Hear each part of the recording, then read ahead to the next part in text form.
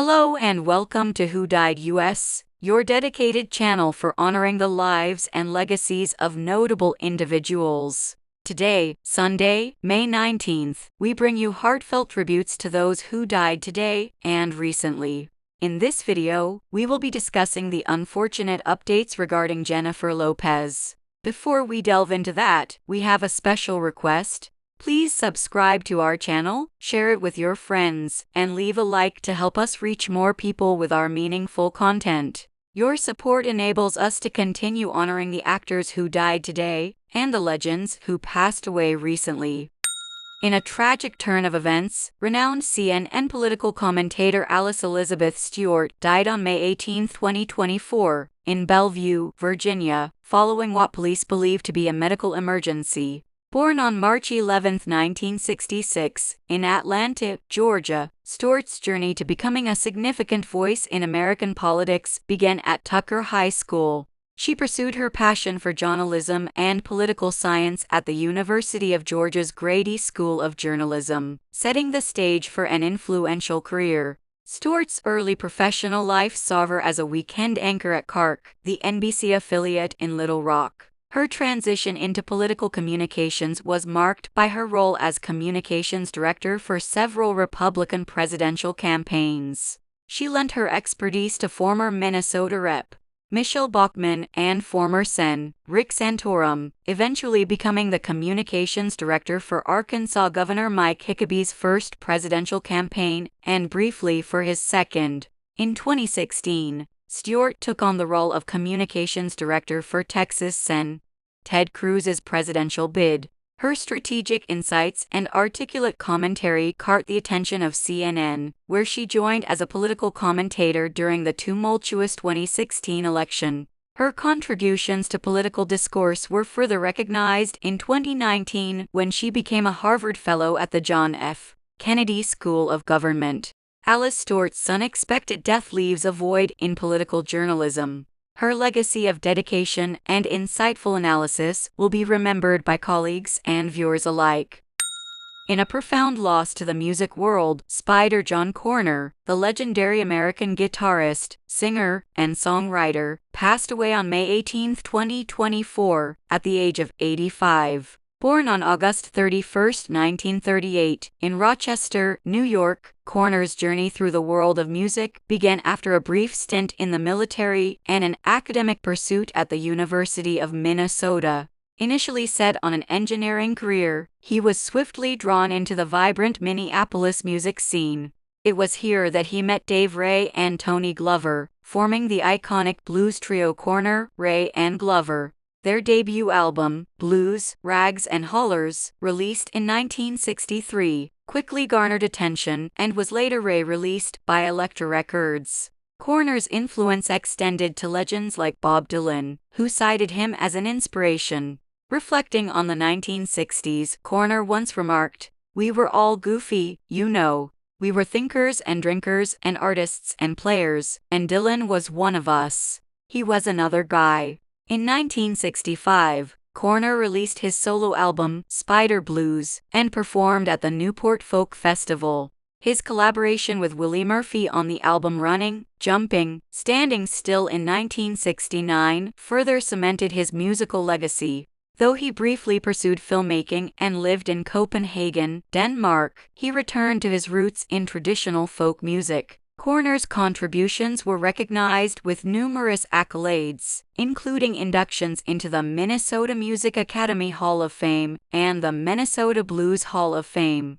The trio also earned a prestigious star on the mural outside Minneapolis's First Avenue nightclub. John Koerner leaves behind a rich musical legacy, 2 sons, a daughter, and countless fans who mourn his passing.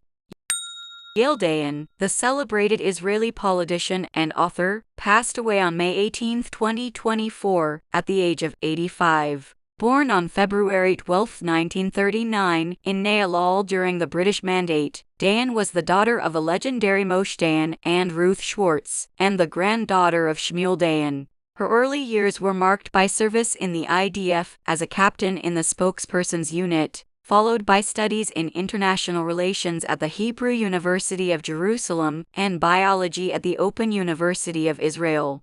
Dayan's literary career flourished with columns for Yedioth Aharonoth, Maariv, Al-Hamishmar, and Davar. She authored 5 novels, a memoir of the Six-Day War titled Israel Journal, June 1967, and a biography of her father, My Father, His Daughter. Transitioning to politics, Dayan was elected to the Knesset in 1992 on the Labour Party list. She chaired the Committee on the Status of Women, championing Israel's sexual harassment law.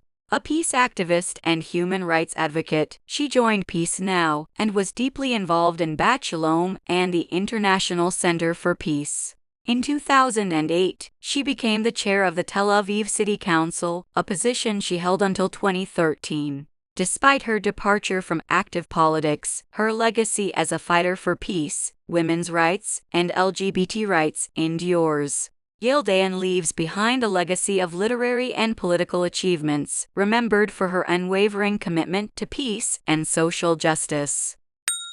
In a tragic loss for the sports world, Russian motorcycle speedway rider Andrey Kudriashov passed away on May 18, 2024, at the age of 32. Born on July 10, 1991, Kudriashov emerged as a prodigious talent in the speedway arena. His career took off in 2009 when he clinched the Under-19 Russian Championship with a flawless 15 points maximum.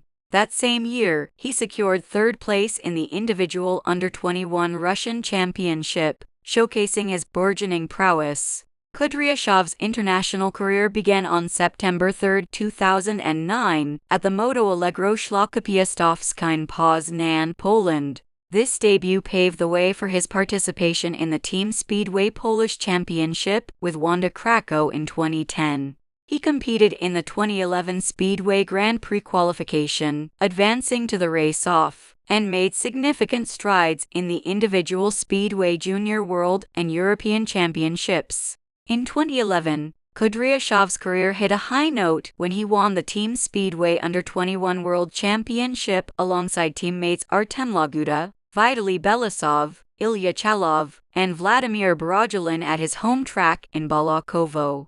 He continued his winning streak by capturing the Russian national championship titles in 2015, 2017, 2018, and 2019. Kudriashov's promising career was abruptly halted in early 2023 when he was diagnosed with aggressive skin cancer, leading to his retirement and the sale of his equipment to support his family. Despite undergoing a leg amputation in May 2023 to combat the disease, he succumbed to cancer a year later.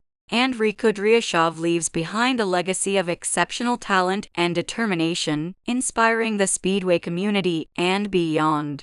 Sir Anthony Joseph Francis O'Reilly, the illustrious Irish businessman and international rugby union player, passed away on May 18, 2024, in Dublin after a short illness. He was 88. Born on May 7, 1936, O'Reilly's life was marked by exceptional achievements in both sports and business. On the rugby field, he dazzled fans as a high-scoring player for Ireland, the British and Irish Lions, and the Barbarians, earning a place in the International Rugby Board's Hall of Fame. His prowess on the field was matched by his acumen in the business world, where he made a significant impact. O'Reilly's business career soared as he led the Independent News and Media Group from 1973 to 2009 and served as CEO and chairman of the H.J. Heinz Company. His ventures included being the leading shareholder of Waterford Wedgwood and a key supporter of the Ireland Funds. Despite his success, financial troubles emerged by 2014, when he faced debts of €22 million following substantial losses in his attempt to retain control of independent news and media. A dual citizen of Ireland and the United Kingdom, O'Reilly was knighted for his services to Northern Ireland. He had 6 children and 19 grandchildren from his first marriage and later married Greek shipping heiress Chrysses Goulandris, who passed away in 2023. After selling his Lifford Key property in the Bahamas in 2017 as part of a bankruptcy arrangement, O'Reilly lived in Château des Dixie, Normandy in France and County Kildare, Ireland. Sir Anthony O'Reilly's legacy as a sportsman, business leader, and philanthropist endures, leaving an indelible mark on all who knew him. Prof. Salim Haji said, Ph.D., a distinguished academic from Indonesia, passed away on May 18, 2024, at the age of 80. Born on November 10, 1943, in the village of Amparita, then part of the Afdeling Perper during the Dutch East Indies period, now in Sidon Ring-Rapping Regency, Salim's life was marked by a relentless pursuit of knowledge and contribution to Indonesian academia. He began his education at the Academie Teater Nasional Indonesia, 1964 to 1965. Followed by studies at the Faculty of Psychology, University of Indonesia, 1966 to 1967. He graduated from the Department of Sociology, Faculty of Social and Political Sciences at the University of Indonesia in 1977 and earned his Ph.D. from Ohio State University in Columbus, USA, in 1985. Salim's career spanned journalism and academia. He served as an editor for Pelopor Baru and Angkatan Bersenjata, and as an editor for Tempo magazine, 1971 to 1987. He taught at the School of Social Sciences and was an active member of the National Film Council and the Jakarta Arts Council. His involvement in these councils saw him engage in national and international discussions on film, history, and Indonesian socio-political issues. An accomplished author, Salim wrote several influential books, including Militer Indonesia dan Politik, Dulu, Kini, dan Kiluk, and Profil Dunia Film Indonesia. His literary contributions appeared in publications like Mimba Indonesia, Bahasa dan Budaya, Horizon, and Budaya Jaya. He also authored Profil Dunia Perfilman Indonesia, 1982, a significant work on the Indonesian film industry. Prof. Salim Haji said's legacy as an academic and intellectual giant in Indonesia will be remembered through his extensive writings and profound influence on Indonesian social and cultural discourse. Now I tell you about Jennifer Lopez. Ben Affleck and Jennifer Lopez made their first public appearance together in 7 weeks amid reports of marital difficulties and rumors of divorce. The couple, who married in July 2022, attended a school event for Affleck's 15-year-old child with ex-wife Jennifer Garner. Arriving separately, they avoided public affection but were seen wearing their wedding rings and left together. Lopez presented sunflowers to Affleck's child, and her daughter, M, cheered enthusiastically. Despite reports of living separately, the family displayed unity at the event.